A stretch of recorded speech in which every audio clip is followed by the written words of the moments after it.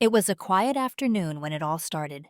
I was running errands in our small, peaceful town, the kind of place where everyone knows each other, or so I thought. My mom, Angela, had asked me to drop her off at the grocery store while I headed to pick up a package at the post office. My mom has always been the strongest person I know. She raised me on her own, working long hours as a nurse, always putting others first. She carried herself with grace, but I knew life hadn't been easy for her, especially as a black woman in a town where people like us were still a minority.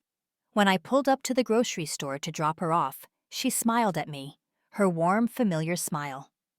"Don't be long, Marcus," she said. "I'll just grab a few things and wait outside." "I won't be," I promised. "Text me if you need anything." I drove off, not thinking twice. It was just another errand on just another day, but if I'd known what was about to happen, I would never have left her alone. By the time I returned to the store about 20 minutes later, I saw my mom standing outside near the bench by the entrance. But something wasn't right. Three teenage boys, maybe 16 or 17, were gathered around her.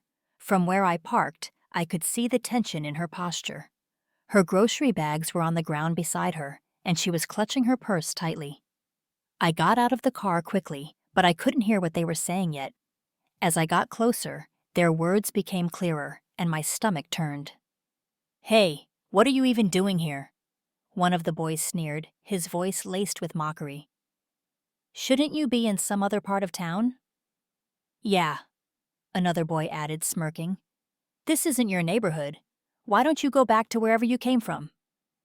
My mom didn't reply.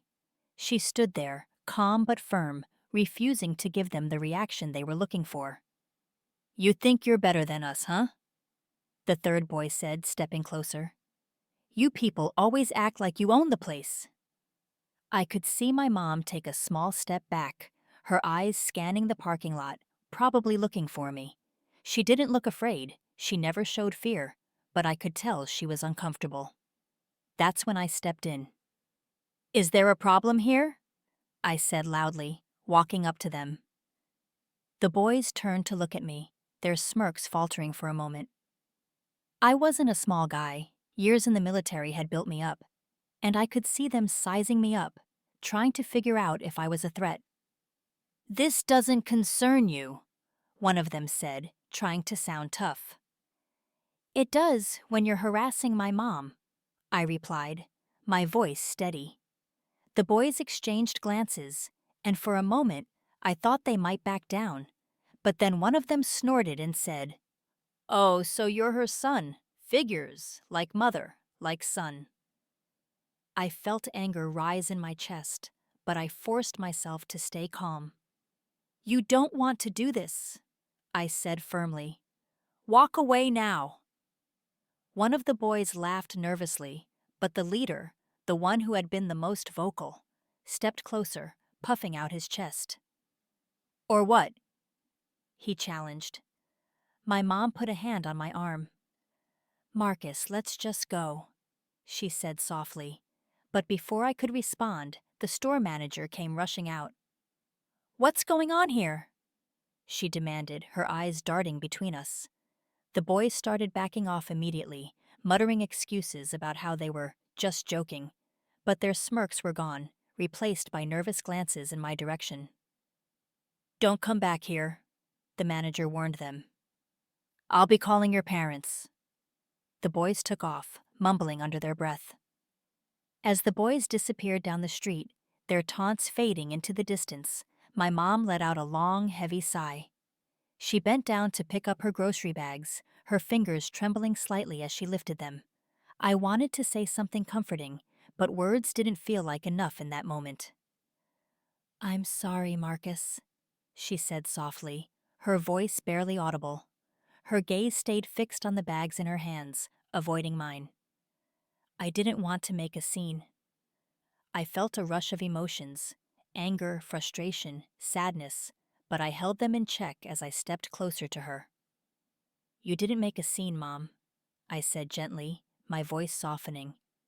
"They did. You stood your ground. You didn't back down." She looked up at me then, her eyes tired but steady. I don't know why they have to be like that. Why does it always have to be about race?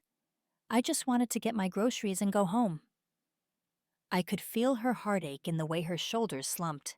I could see the cracks in her tough exterior, the layers of strength she had built up over the years finally starting to show the wear of too many encounters like this one. It was exhausting.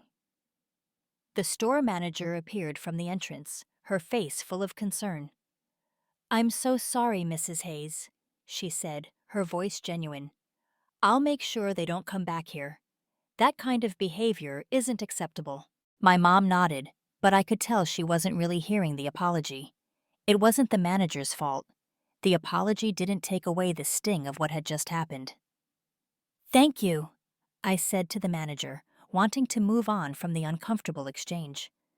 We made our way to the car in silence, the weight of the encounter still hanging in the air.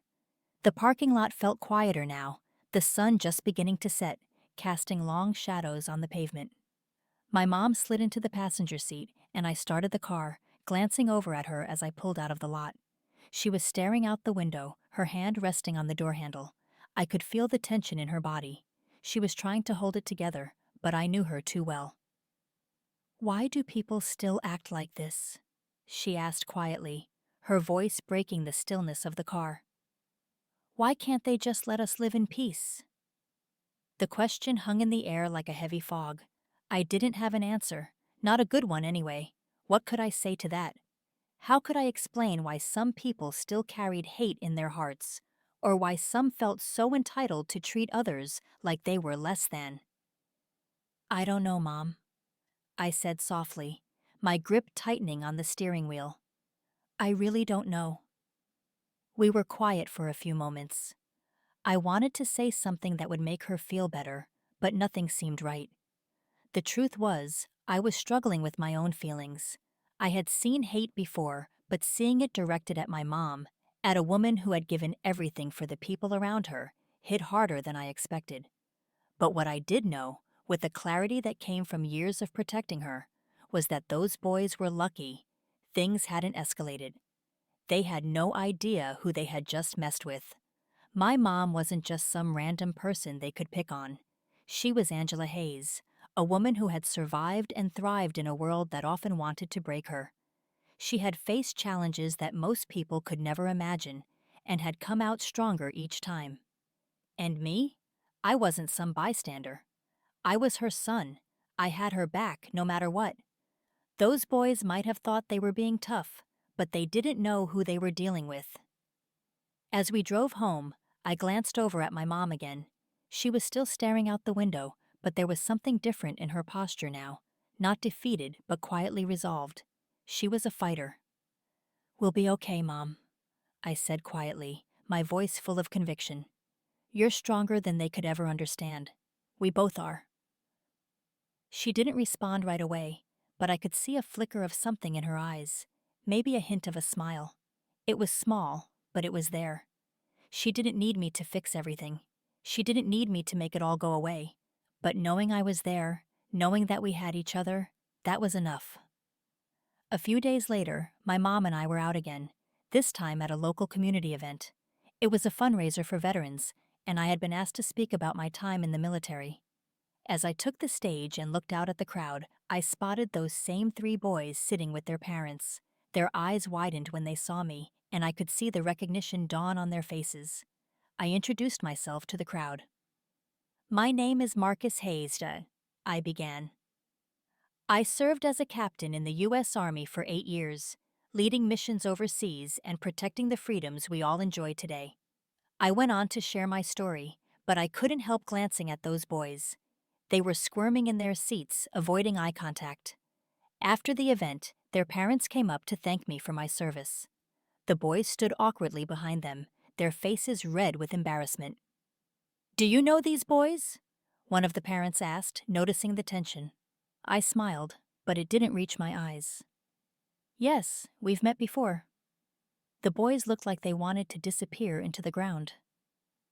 "I hope you remember something important," I said, addressing them directly. "Respect isn't optional. It's something you give to everyone, no matter who they are or where they come from. They nodded quickly, mumbling apologies under their breath. As my mom and I walked away, she looked at me with pride in her eyes. "You handled that well, Marcus," she said. "I learned from the best," I replied, smiling at her. In that moment, I realized something important. No matter how ugly the world could be, my mom's strength and grace would always shine through. And now those boys would think twice before judging anyone again.